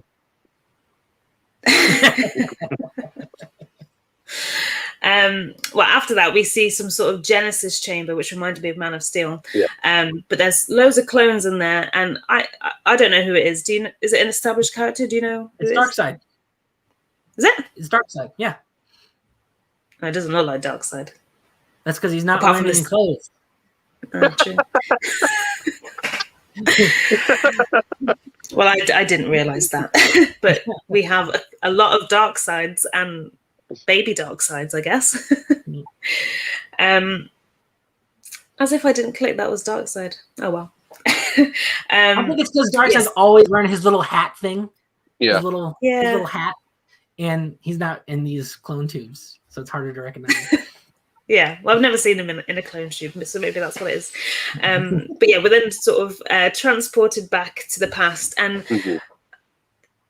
I like how it's split between the past and the present, because it just makes it really clear as to when everything's happening. But I just feel like it's a little bit random now. I don't see where these two separate stories link together yet. Or this in this issue, it doesn't really link together. It's just kind of two separate stories in the same issue. And I think they're doing the Lost/Arrow thing, where it's just like, we're telling two stories, we're just going to tell them at the same time, instead of putting all the past part in one issue and all the future stuff in another. Yeah, I guess so. But yeah, just if they kind of linked in a way where something was particularly similar, I think it would make more sense. But it just seems a little bit random at this point. But yeah, it could have easily been like, this is a limited series, but it could have easily have been two separate, like a prequel and a sequel kind of series with the two separate stories. Because there's probably so much more that he could tell, because obviously there's a lot going on in both past and present. And then we see Green Lantern taking on Darkseid in the past. And then we also see Superman's reaction to Batman after the whole Martian Manhunter incident, where Martian Manhunter sacrificed himself for the rest of the League, and obviously to complete the mission. But Superman just feels really intimidating here. He literally just goes up to Batman and grabs him by his neck, by the neck of his suit, and claims that Batman killed Martian Manhunter. And he literally doesn't even think about it. He just goes for it. Yeah. And Wonder Woman actually has to step in between the two, which seems like a common theme in this series, because I think she steps in quite a bit between the two, just to remind them that there's other lives that they need to be saving and not fighting over this, because they're still very much in the middle of the mission or the fight. Yeah. And then we kind of cut to seeing the rest of the Amazons taking on Steppenwolf and the Parademons. But yeah, just like, I don't know, just It's a lot. I was expecting Superman to react. I know he obviously reacts in a different. He hasn't reacted badly because we know they've fallen out, but I wasn't expecting that. Yeah, it just seems very out of character for Superman to me, that he's abandoned his friends on Oa, flown across the universe so he can throttle Batman. It seems like Batman's got a cool level head about all of this. I think he's totally in the right. And then Wonder Woman's like, why are you fighting? My sisters are being skewered over there while you're arguing with Batman. You know? Yeah. I just feel like it's not my Superman. Yeah, I agree. I think that with Superman in this scene, he's definitely lost his head. And, you know, I think we've all heard heroes say before, like, in this line of work, we don't always make it home. And John Jones is like he's an established character. He's a leader. You know, he's a very sort of level-headed character, and he knew what he was doing. I think he made the right call. I think Batman made the right call, even though it probably killed him inside. Yeah. But he's obviously not going to show that. And, yeah. Mm. But anyway, we then go to see Green Lantern and Darkseid, and I don't really know what's going on in this part. I don't know why it just kind of flew straight over my head. But to me, it seemed like Green Lantern offered up the power for Darkseid, and then we see some huge green explosion. I don't know what that means. I think, but it sounds. He's planning for the power to be too much for Darkseid to handle. Yeah. I see. And it's going to kill him. It's an Indiana Jones and the Crystal Skull situation. I've never heard of that one. Where she wants the power, and when she gets it, it's too much, and she just blows up. So I think that's what Green Lantern is hoping will happen with Darkseid here, and that's a reasonable assumption, because it's one of the oldest powers in the universe. It's one of the most massive powers in the universe. But at the same time, in the main continuity, Hal Jordan absorbed the entirety of the power battery and was fine, and used it to become a godlike being. So might not be the wisest strategy if things go similar to that. So we'll see. Well, could you imagine like a Green Lantern looking Darkseid? Oh yeah, like a Parallax Darkseid. That would be sweet. Well, maybe that's what we'll get. We'll have to wait and see. Yeah. But yeah, the huge green explosion was pretty much the final panel, and then it says to be continued. So I'm sure we'll find out in the next issue. But the artwork in this issue is great. I don't know. My favorite thing about the issue is, this sounds really weird, but it's the atmospheres on the planet. Like, do you see the skies behind them? It always looks like the sun setting or something like that. It just looks really pretty. But Miguel Mendonca is actually taking over Action Comics at some point. I can't remember which issue he starts from, but I've seen him tease some stuff on Instagram and social media. So yeah, I can't wait to see more of his Superman, because it looks good so far. Cool. What I love about this series is, I think if you have like someone who's perhaps watched Zack Snyder's Justice League and wants to read the comics, this is a great little collection, I think, for someone to pick up. There's not much you need to have read before. It's a nice isolated story. You're getting all the big characters in it. Yeah. You know, obviously the core Justice League. You're getting a great villain in sort of Darkseid. You've got Lobo. You know, Hank Henshaw, Cyborg, Superman. I think it's a really nice. If this comes out in a nice hardback, I think it's a great little gift for someone who wants to get into comics but doesn't know where to necessarily jump onto. I mean, it's the perfect book. Yeah. Not the greatest Superman starter pack though. True. Good for Justice League. Good for Justice League. Yeah. And we'll move on to Supergirl Woman of Tomorrow issue 4, which is written by Tom King with art by Bilquis Evely and colours by Mateus Lopez. So the standard cover is by those very artists, and their artwork's just next level. Every single cover so far has been amazing. The interior artwork's been amazing. It feels like an indie book to me. The artwork feels like an indie book, like an image comic kind of book to me. Yeah, I love the artwork. It's just so different. But the level of detail is just seriously impressive. Like, I can just imagine how long they spend doing all these little bits. But But yeah, so in this one, Supergirl is harnessing the energy of the sun, or that's what it looks like to me. But I love it. It's a great cover. Yeah, Mhm.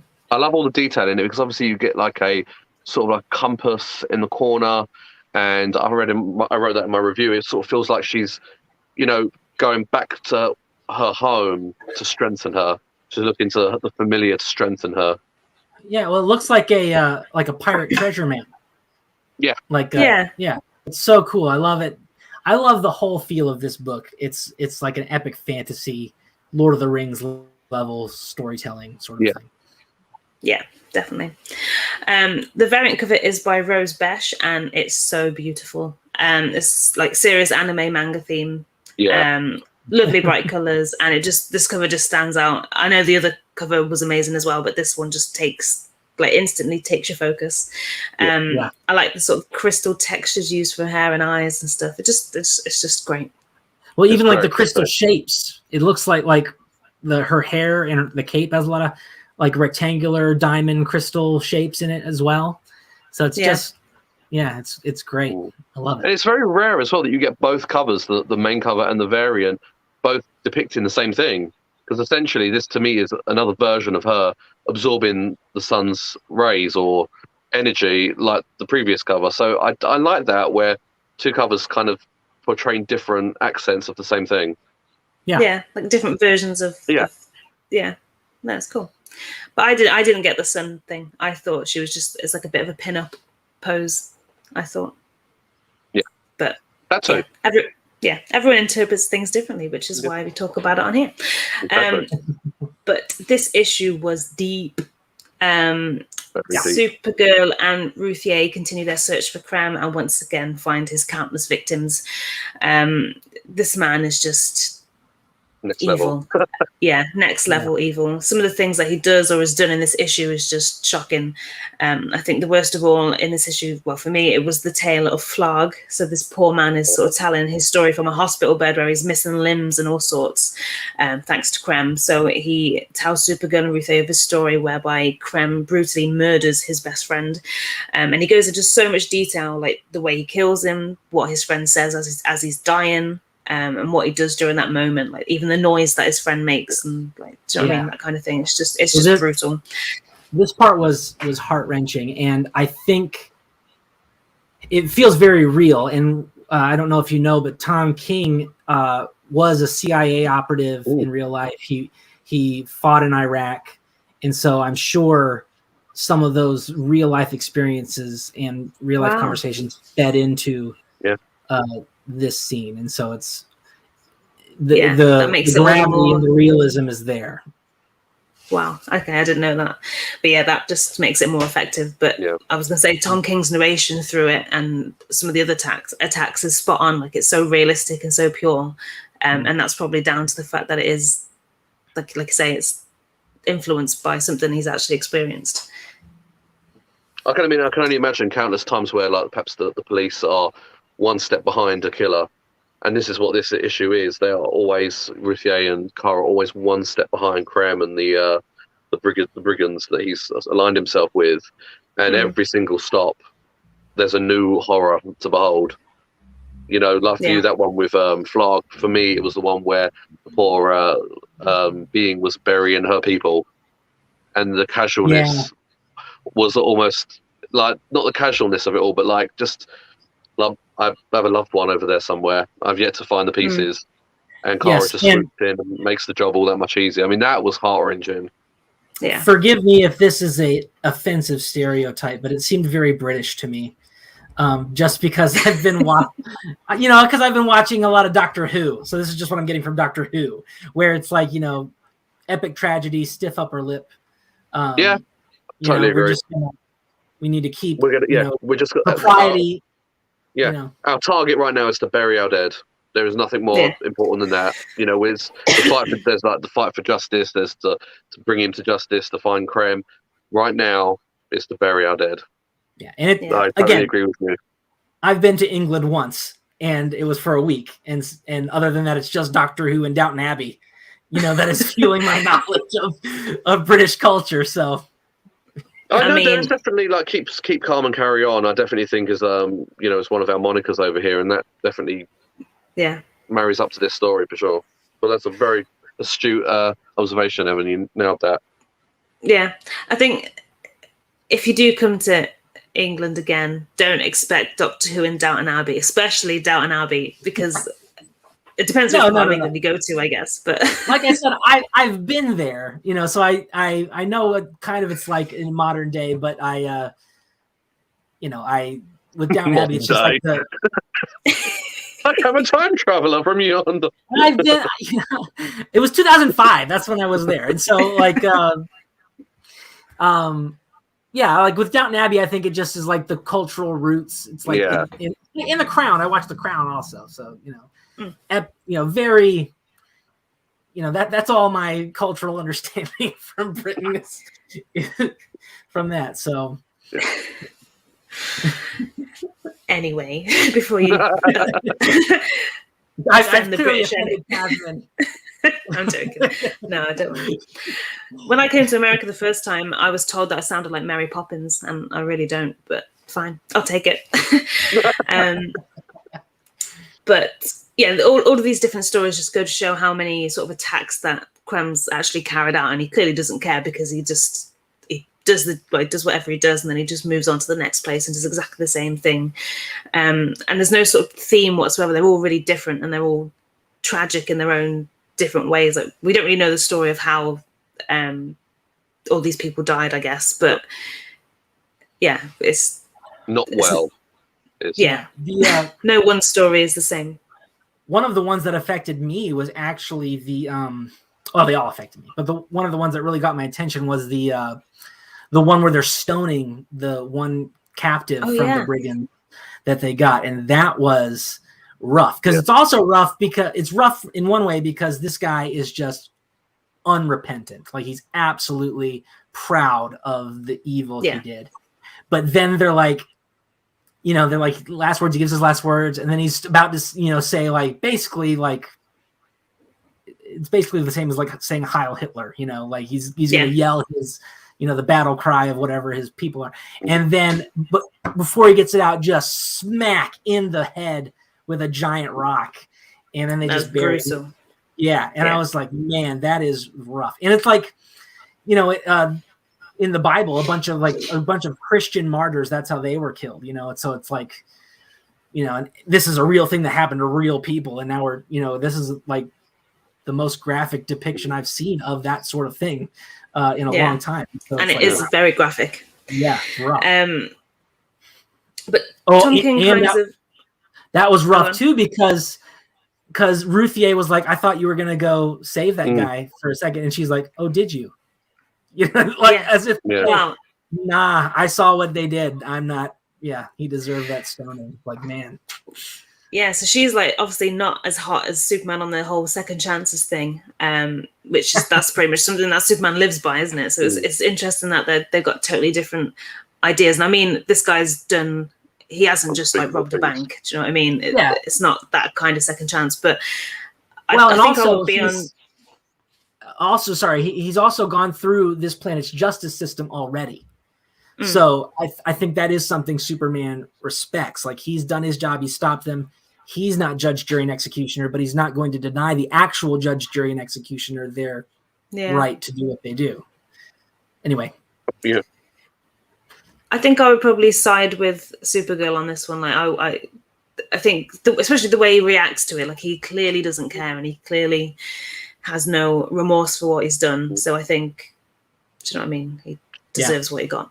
I mean, that's the thing in this book. I mean, you are going to come into contact with civilizations that do have this as a procedure. There's not much Superman can do if this is like a part of their. Well, there are places in the world still that do that kind of. Yeah, thing, of course, of course. Yeah. But there's another thing that Tom King added into this, which I wanted to touch on. It's nothing sort of gory or graphic or heart-wrenching like some of the other things, but it's the fact that Ruthier sort of notices that Supergirl is constantly holding back. Like, I like the way Tom King, I say she, like she's written it, but I like the way that Tom King's kind of explained that, where like she she has to walk slow so that she can walk next to Ruthier. She holds her breath back so she doesn't freeze her and things like that. So some of these things were things that I never really thought about, especially the breath, holding her breath back. But yeah, she kind of brought up an interesting point. Like, is it painful for them to hold back so much? Because I think it takes more effort to be. Sometimes it takes more effort to try and do something less effectively as you would normally. Like, for example, if you're trying to walk slow motion, you're using more muscles than you would if you were walking normally. Do you know what I mean? Oh yeah. Well, it's like the whole idea is- of like animals in the zoo, isn't it? I mean, seeing a tiger in the zoo, I mean, it's all for conservation and what happens, and he's going to see another day. But really, his natural instincts is to open the taps and, and to run and to hunt and to use all of its capabilities to survive. So you're dumbing down something's instincts almost. That's the way I kind of viewed it anyway. Yeah. And for me, the way he described it, didn't sit right with me because if you're constantly holding back like your ice breath or your heat vision or whatever, as soon as you go to sleep, it's all just going to come out, right? Because you've lost your consciousness. And, so like, I feel like there is something. Bed. Yeah. Well, I feel like there is something to it, Tasman, like you were saying, like where, her natural walking pace, she would have to slow that back. Sure, I get that. But like with the heat vision and the ice breath stuff, it's like, to me, that's like an uncontrollable bladder syndrome, like it's like if you weren't like controlling, it would just be leaking all over the place. Like, I don't know if that's the case for Superman and Supergirl, but yeah, interesting. I think there was a similar theme to this in Flash, where there was a Flash book that I read a few months back where he was talking about sort of like, do you know how hard it is for me to stop and talk to you? The time it's taken for me to talk to you is that sounds really arrogant, doesn't it? I think it's all part and parcel of like the powers that they've been bequeathed, and just I kind of like getting used to a new way of life. I don't know, but it's interesting. So I just like to see. I've never thought of it that way, like in terms of it being painful. But yeah, towards the end, so Kara and Ruthier have a little bit of an argument, like based on their intentions. So Kara doesn't want it to go with her any further because she thinks it's going to be too dangerous. And Ruthier just won't take no for an answer, but she doesn't even. Kara doesn't even argue back to the point where like this little girl, like she's a child, like she could be in some real danger. Like she just kind of took her, she just bent down, got her on her back, and then took her with her. But we kind of established that they are like hot on Krem's trails. So I think in the next issue we're going to see. Well, I think they're going to meet, and yeah, I'm just excited. Like if this is how brutal, well, some of the brutal attacks that he's done, and do you know what I mean, it's clearly dangerous for us. So I'm just excited to see what's next. Yeah. It's been a slow build, but a really, really intricate build at the same time. I think whatever happens, I think if they do meet in the next issue, I think Kara and Ruthier are going to take a real loss. I think they're going to take an absolute hit, kind of like Rocky, and then they're going to have to come back again. But I think Krem's going to really do some damage to them, maybe mentally more than physically, in this if they do encounter next. Yeah. This is my favorite book that I'm reading right now. Like, surprisingly. I think it's one of mine too. Yeah, I've said it several times, like Tom King, it's not my favorite, but like he's just knocking it out of the park with this, and with Bill Quist's art. Like I will be buying the hardcover graphic novel for this because it deserves that sort of prestige on my shelf. This is just fantastic. I'm loving it. Yeah, me too. It's I think all the Superman issues are pretty good at the minute. But this one, I do look forward to reading this one just because I want to know what's happening next. And the artwork is amazing. Yeah. Speaking of, they knocked out the park with this issue. Like this is like generally one of the most beautiful series that I've ever seen in terms of comics. Like I really like their designs, like from the aliens to the locations, like everything looks really established, and it feels like they've just got amazing imagination between them. And my favorite, well, the best bit for me was you've got this, I don't really know what it was called, but it's like a castle kind of thing, and you've got these big golden reveal gates, which the detail on that was just, and that wasn't even like an integral part of the story. That was just a scene, and the amount of detail they went in for that, it was amazing.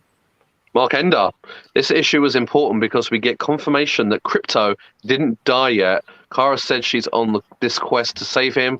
I was a little worried he died, so were we all. And this was a revenge mission.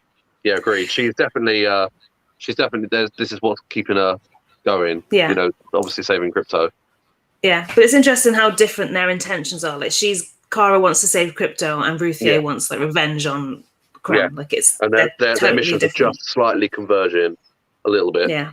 But I think now that Supergirl's seen all of this, that I think she's probably I don't think she probably won't go and kill him, but she's definitely more on To bring him to justice. Yeah.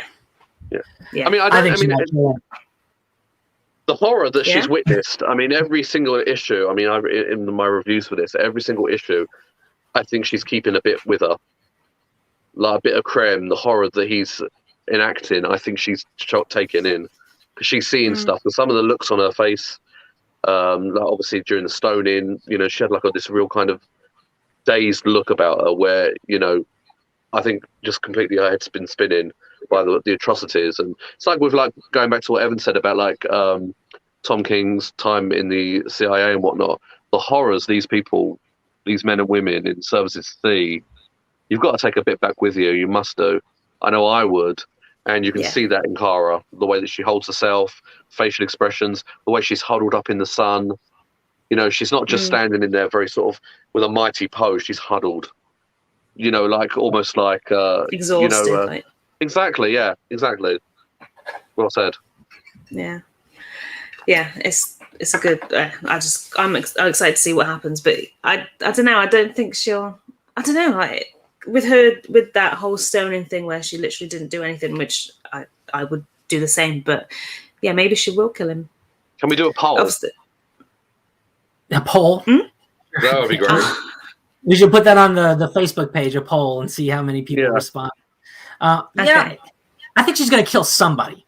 I don't know if she's going to kill, because I think Ruthier has got to be the one eventually too. Yeah. Or maybe Ruthier is about to do it, and then she decides to follow Supergirl's example and not do it, but then Supergirl just kills him anyway. Oh, that would be good. I don't know. So, you should write this series, Evan. I would quite like that as the outcome. But this is the Black Label for you, isn't it? Really, I mean, I keep forgetting this is the Black Label title, because all the Black Label titles I've read. Is it? It's not Black Label. Are you sure? I could have sworn this was a Black Label series. No, it's not. You say every issue, I feel like this is a Black Label, but it's not. Okay. I thought it was a Black Label series. Changed your mind. I completely forgot. See, that's the thing. Like, I think that because they're pushing the boundaries so much, unlike any Superman book or Supergirl book prior. I mean, this is the most grittiest Kara I've seen. The most dangerous Kara I've seen. I mean, you've both got stances on if she kills Krem or not. It could go either way, and I wouldn't be surprised. Yeah.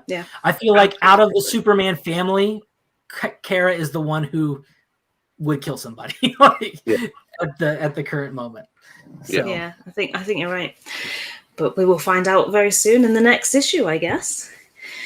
Well, that's it for the comics for this week. But Evan, you have something you would like to share with us? Yes, before we go, I just want to make you guys aware that I have a Kickstarter going. I don't know if you know, but I am a comic book author, so I have a indie comic that I am publishing, and this Kickstarter is going to be for issue number 6. So issues 1 through 15 are written. Issues 1 through 7 are produced, and they're all available digitally. But issue 6, this is for the print run. And this is my character, the Black Blossom. She is a Pacific Islander protagonist. She's based on my wife. She's from Hawaii. She has a suit that's like, her powers are kind of like a mix between Venom and Iron Man. She's like a real tough, fun character, kind of like an attitude that's kind of like similar to Spider-Man.